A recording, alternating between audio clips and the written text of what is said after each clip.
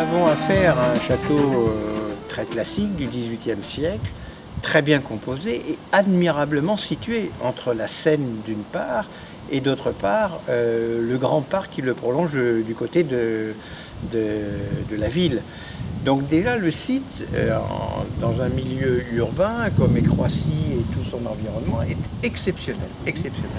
Et toute la difficulté a été, parce qu'il n'était pas question de réduire de nouveau les pavillons à leur dimension d'origine, a été de les intégrer de manière à ce qu'on puisse penser qu'ils étaient dès l'origine de cette dimension et de cette forme.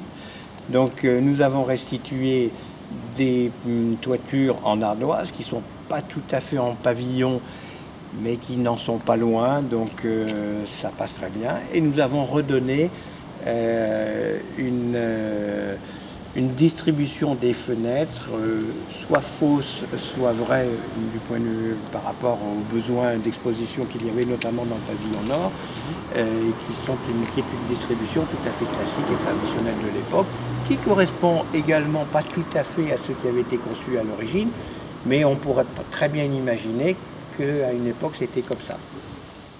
Alors les façades ont été repeintes, est-ce qu'un enduit a été appliqué sur elles? Comment ça s'est passé? En fait, la construction des façades a été faite en maçonnerie de moellons ourdés à la chaux, recouverte d'un enduit qui est également en plâtre très chaud, avec une finition de badigeon également à la chaux pour que tout l'ensemble fasse une composition homogène. Donc ici, c'est une solution très simple.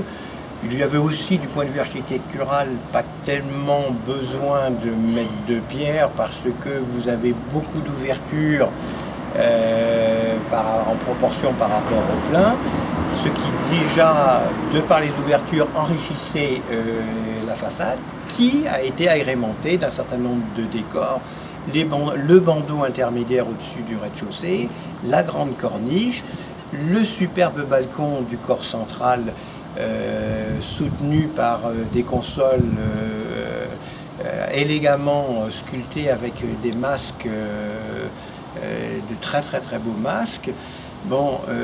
Et le tout également agrémenté par une très très très jolie ferronnerie qui date du XVIIIe siècle et qui est une très très belle qualité. Tout ça donne une grande simplicité mais aussi une grande noblesse à ce bâtiment.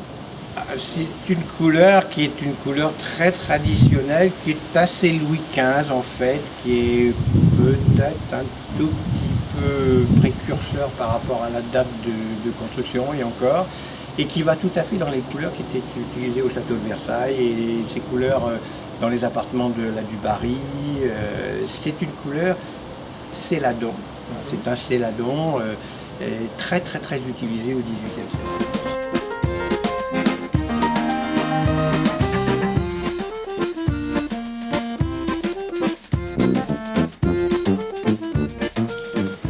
Voici dans le grand escalier qui monte au premier étage. Donc là aussi, est-ce que cet escalier est contemporain du château du XVIIIe siècle ou est-ce qu'il a été rajouté bien plus tard au moment des travaux? Non, il est tout à fait contemporain de l'époque de construction du château du XVIIIe siècle. C'est un escalier classique qui a été construit et conçu dans la lignée, dans l'aboutissement de toute l'évolution des escaliers de l'architecture française, qui est très large, très spacieux et qui est monté sur un limon débillardé. Le limon débillardé est un ouvrage de bois que tous les compagnons ne savent pas faire et qui est excessivement délicat.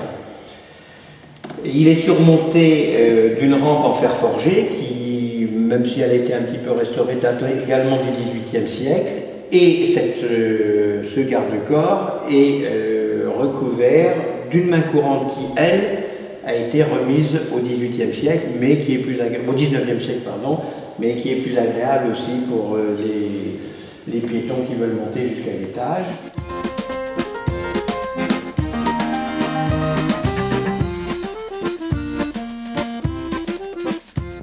Alors quels sont et finalement les difficultés auxquelles vous avez été confrontés pour le réaménagement et la restauration de l'intérieur du château. On ne peut pas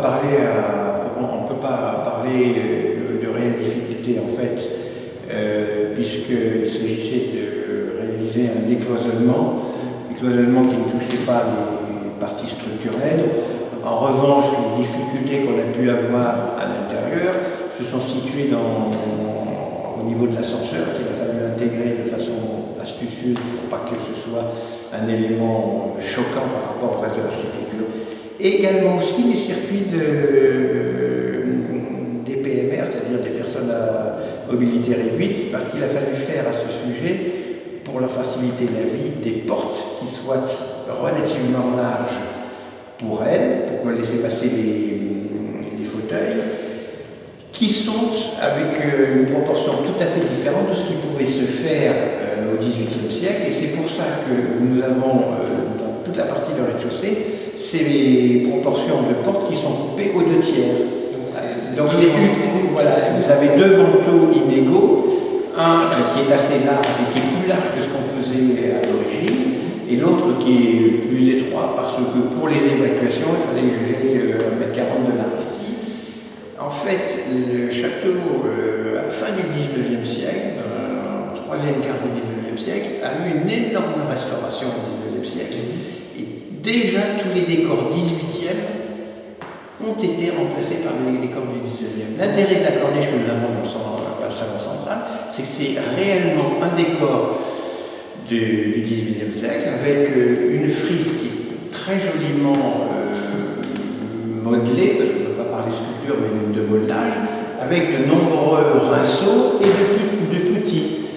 Et tout ça est soutenu et souligné par une toute petite corniche avec des ongles.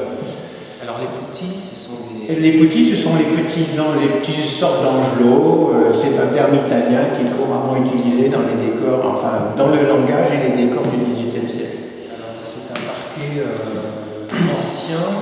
Est-ce qu'il date lui aussi finalement de la construction du château? Non, du XVIIIe siècle. Non, c'est un parquet qui est un parquet en chêne,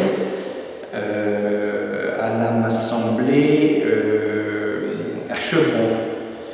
Et c'est un parquet qui date de l'époque de la restauration du XIXe siècle. Fin 19e. Oui, fin 19e, 4e quart du XIXe siècle pour être exact.